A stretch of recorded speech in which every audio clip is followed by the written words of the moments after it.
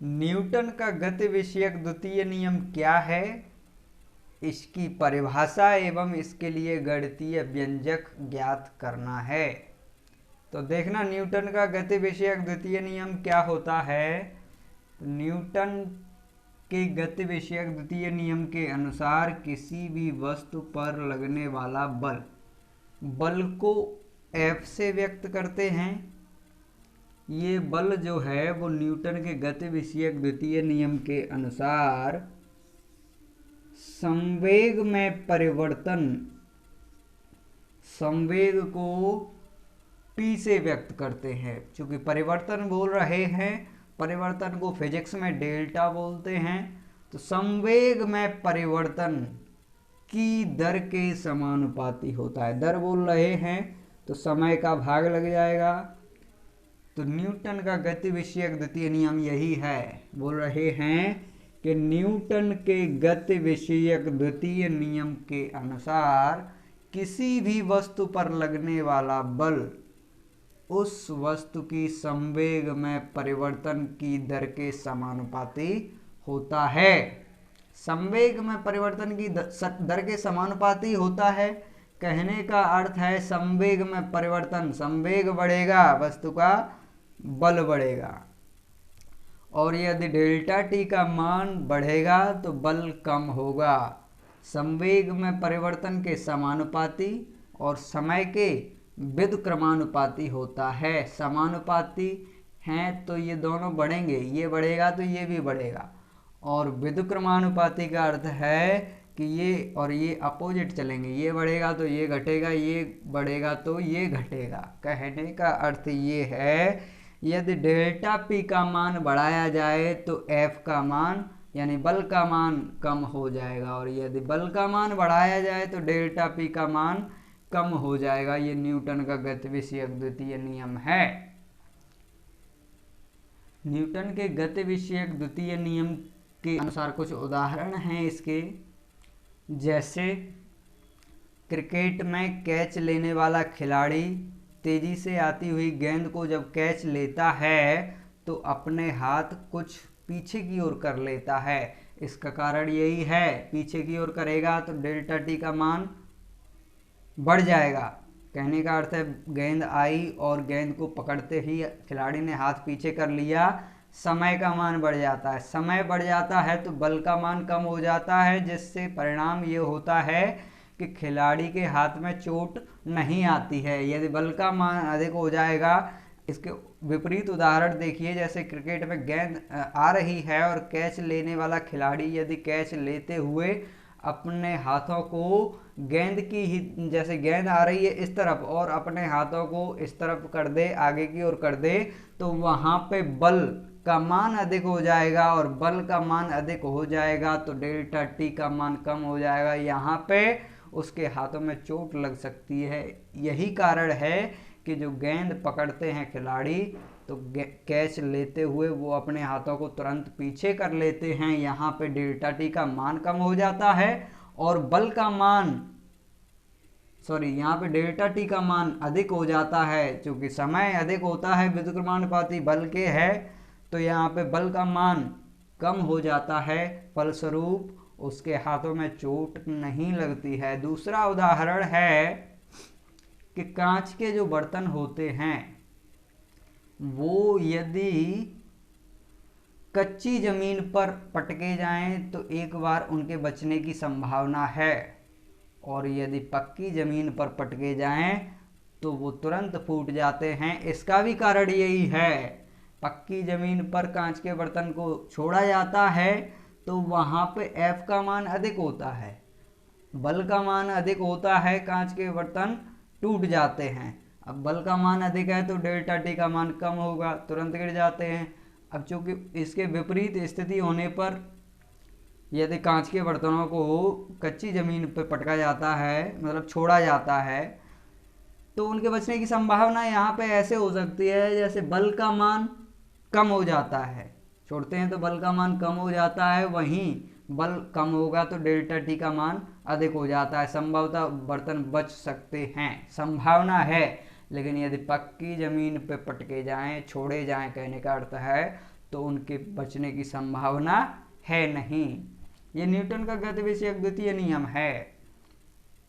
पुनः रिपीट कर रहे हैं कि किसी भी वस्तु पर लगने वाला बल, किसी भी वस्तु पर लगने वाला बल न्यूटन के गति विषयक द्वितीय नियम के अनुसार किसी भी वस्तु पर लगने वाला बल उस वस्तु के संवेग में परिवर्तन, डेल्टा बोल रहे हैं, डेल्टा का अर्थ है परिवर्तन और पी माने संवेग, संवेग में परिवर्तन की दर के समानुपाती होता है। न्यूटन के गति विषयक द्वितीय नियम के अनुसार किसी भी वस्तु पर लगने वाला बल उस वस्तु की संवेग में परिवर्तन की दर के समानुपाती होता है। ये समानुपाती का चिन्ह है।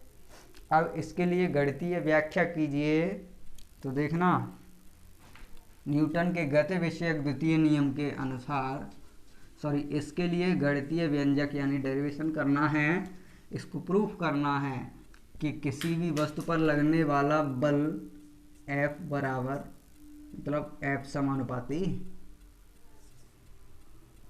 Delta P upon delta T। यहाँ पे समानुपाती का चिन्ह हटाएंगे तो F बराबर K गुणा delta P upon delta T। यहाँ पे जहाँ K बराबर नियतांक है, K एक नियतांक है जिसका मान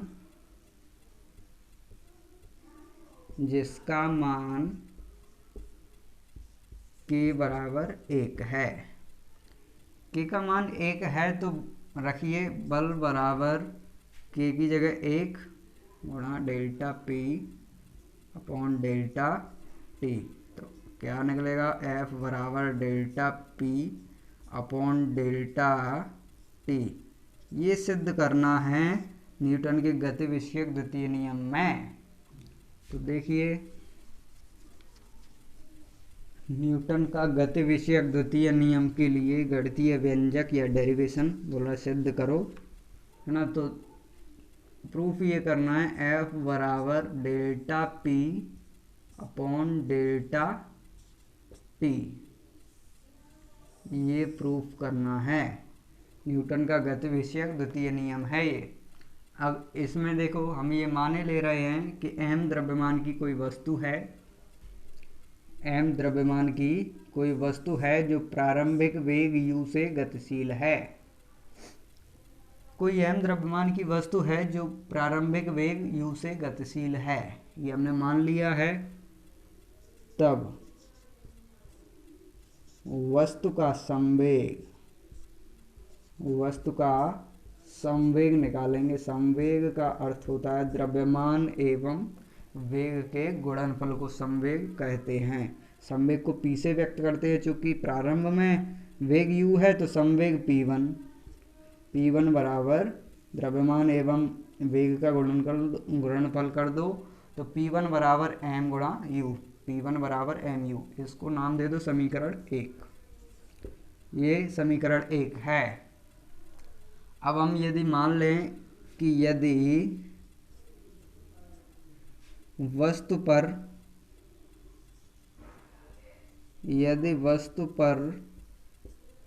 F बल डेल्टा T समय तक लगाया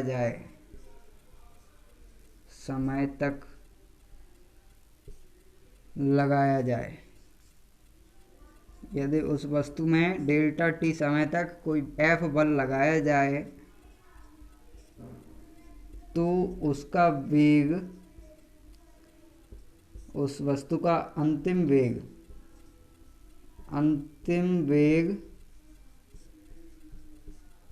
v होगा। उस वस्तु का अंतिम वेग हो जाएगा v। अंतिम वेग v हो जाएगा तो अंतिम संवेग, प्रारंभिक संवेग p1, अंतिम संवेग p2। तो अंतिम संवेग निकालेंगे, बोले तब वस्तु का संवेग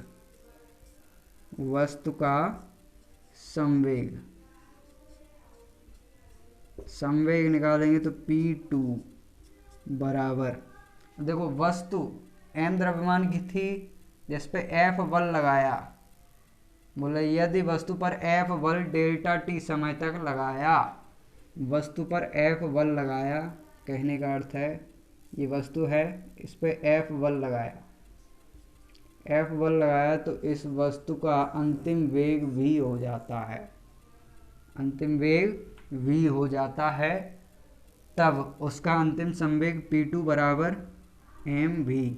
संवेग द्रव्यमान एवं वेग के गुणनफल को संवेग कहते हैं, तो संवेग P2 क्या होगा, mv। mv ये नाम है समीकरण 2।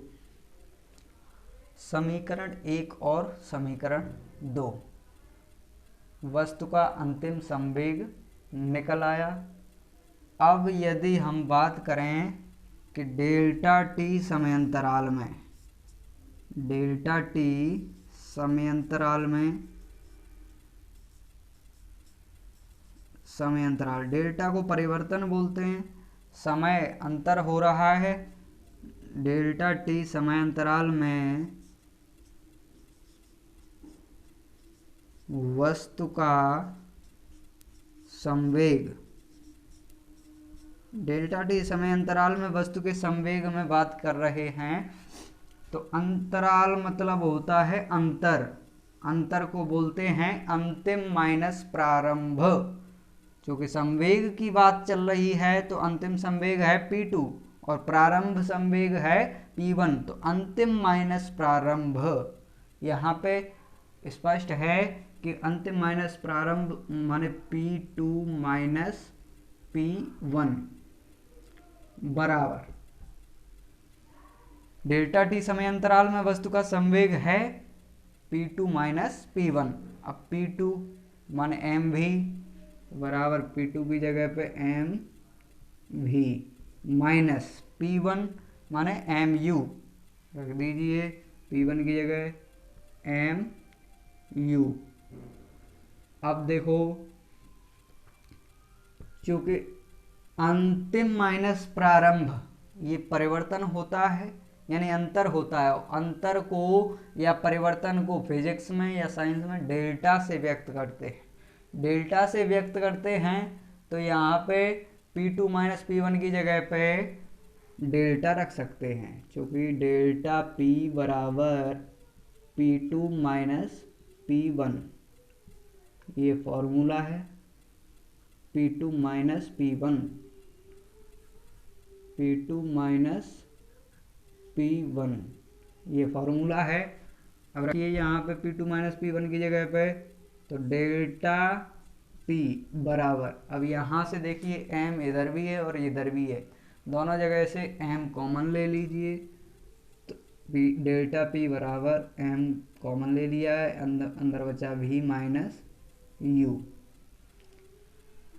v minus u। अब ये v माइनस u, v माने अंतिम वेग है और u माने प्रारंभिक वेग है, अंतिम माइनस प्रारंभ, वही बोल रहे अंतिम माइनस प्रारंभ, जैसे ये था संवेग अंतिम माइनस प्रारंभ परिवर्तन को व्यक्त कर रहा है, तो अंतिम माइनस प्रारंभ कहने का अर्थ है परिवर्तन हो रहा है वेग में, और परिवर्तन को डेल्टा से व्यक्त करते हैं, तो यहाँ पे डेल्टा भी कर सकते हैं, चूँकि डेल्टा भी बराबर डेल्टा भी बराबर v माइनस u, यहाँ पे v है अंतिम वेग और u है प्रारंभिक वेग। देखिए वस्तु प्रारंभ में u वेग से गतिशील थी, अंत में F बल लगाया तो v वेग से गतिशील हो गई, तो कहने का अर्थ है अंतिम माइनस प्रारंभ को परिवर्तन बोलते हैं, परिवर्तन को v से व्यक्त कर डेल्टा से व्यक्त करते हैं, इसलिए यहाँ पे डेल्टा लिख सकते हैं। तो देखो v माइनस u की जगह डेल्टा रख दें, डेल्टा p बराबर m into delta v, delta v। अब दोनों ओर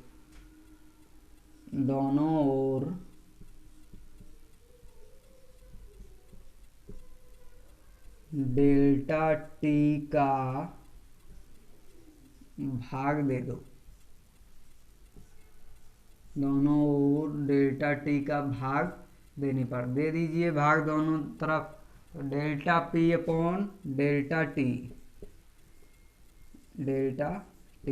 बराबर एम डेल्टा